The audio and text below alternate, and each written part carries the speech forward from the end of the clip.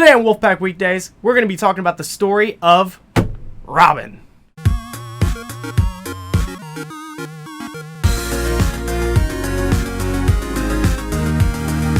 Welcome back to Wolf Pack Weekdays.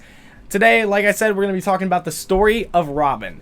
Basically, we're going to start off with who Robin is. So Robin is the boy wonder. Robin is the sidekick of Batman. He is a boy chosen by Batman to be Robin, and he's usually an orphan, so he takes him into his home. Alfred basically teaches him how to be a normal functioning person, and Batman teaches him how to fight crime.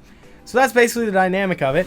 But with that being said, I'm not just really going to be talking about Robin, because everybody pretty much knows who Robin is. Even superhero fans know who Robin is because of TV shows, movies, and just him being in culture forever.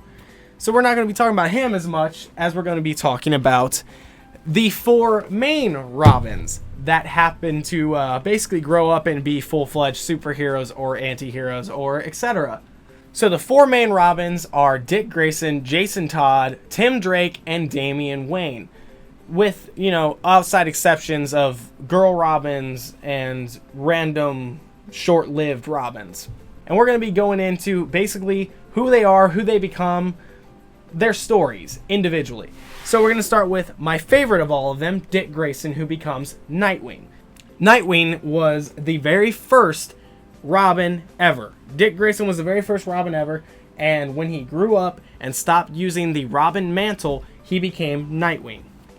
And what Nightwing is he's his own superhero that watches over Gotham just like Batman does, but in different ways. Nightwing is a more hand-to-hand combat guy, not so much a fear tactic as much of a straight-up, normal kind of superhero kind of. He's very, very well trained in the martial arts, and he uses Kimbo sticks. I think I'm saying that right, Kimbo. They're basically two lawn sticks about this big, normal density, that you use as a weapon, basically to counter and strike. And what's interesting about Nightwing is that he was a part of the Titans, the Teen Titans, and when he became Nightwing, he left and became his own superhero. But he constantly keeps showing up in Titans as an advisor, as a teacher, as a leader of them, and has constantly been in and out of all sorts of different super teams. Honestly, I believe he's one of the most underrated heroes and underused heroes. I definitely think that they should have went with the Jason Gordon-Levitt Nightwing story, basically, after The Dark Knight. But those movies, I don't know, they didn't really set it up well. His name was Robin. There's no Robin ever named Robin. That's just dumb. That is DC stepping on their feet again when it comes to movies. Now, with that being said, let's get into the next one. And I don't have any figures of those next three, even though I wish I did. So, whoops. But we're going to be talking about Jason Todd next. Now, Jason Todd is the Robin that was killed by the Joker in the Death in the Family storyline. And basically, after he was killed, Ra's al Ghul took him, put him in the Lazarus pit, because he felt bad that he kind of caused the death, because he didn't know the Joker would do that, but the Joker was like, hey, here's a crowbar, I'm going to just smash your face with it. Okay. He goes into the Lazarus pit, and he comes out twisted, which usually happens with the Lazarus pit. And what the Lazarus pit is you soak in it to have eternal life. When you're really old, or you're dead, or whatever it may be, you come back. And he was twisted because of it, and he came back to Gotham really pissed off and donned what was the original Joker's mantle. Well, I guess now it's not that there's three, but the Joker's mantle of Red Hood. The guy who became the Joker was Red Hood, basically. He fell into a vat of acid. That's what made him the Joker. That's one of the storylines, but that's basically what he did, is he took it because he was killed by him, so now he's the Red Hood, and he is not a superhero. If anything, he is a anti-hero. He uses guns, he uses bullets, he kills people, he really hurts people. He has no problem doing the things that Batman won't, and that's what makes him interesting. Jason Todd chooses to be the anti-Batman, basically. He's still on the good side, but he constantly is doing it the way Batman wouldn't, because Batman will not kill, but Jason Todd will, and that's because of his twisted nature. Well, kind of. He was already kind of messed up as a kid when he was Robin, but it definitely made it worse, and he's pretty much a cold-blooded killer and has no problem killing anybody who's, you know, evil. So, yeah. Now we're going to move on to Tim Drake. Now, Tim Drake donned the mantle of the Red Robin. But what's interesting about Tim Drake is the one you constantly see in the Teen Titans. He is the Robin of the Teen Titans almost always. And what's cool is that in the most recent, you know, issues of Teen Titans, he's actually been Red Robin in the Teen Titans. He's been the leader of the Teen Titans. And basically, he's the more intelligent one. Where Dick Grayson is the more skilled one and the arrogant one. Jason Todd's the more straight up, I'll kill you if I have to, kind of on the borderline of evil anti-hero one. He's the intelligent one. He's the tech one. He's the smart one. He's the one that, instead of using a grappling hook, he builds a flight suit.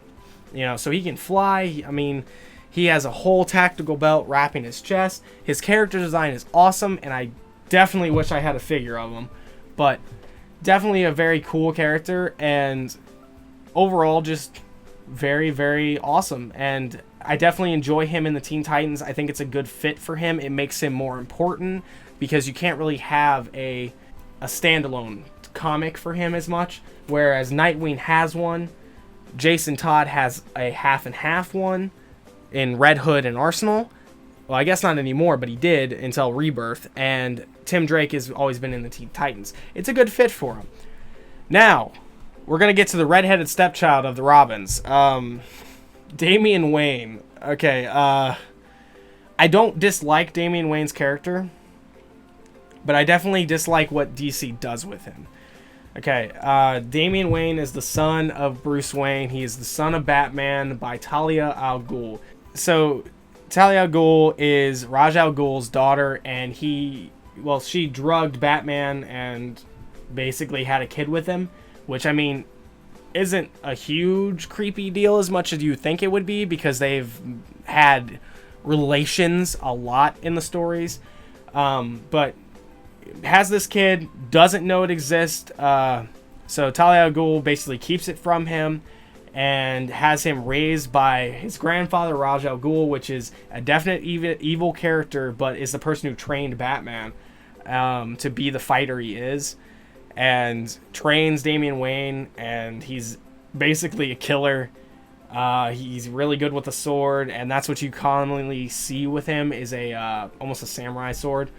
But Damian Wayne is very young, and they use him in very strange ways. I mean, they've literally killed him, brought him back. They've made him have a relationship with Raven in the Teen Titans. Like, that one was really weird, and we're still kind of creeped out by it.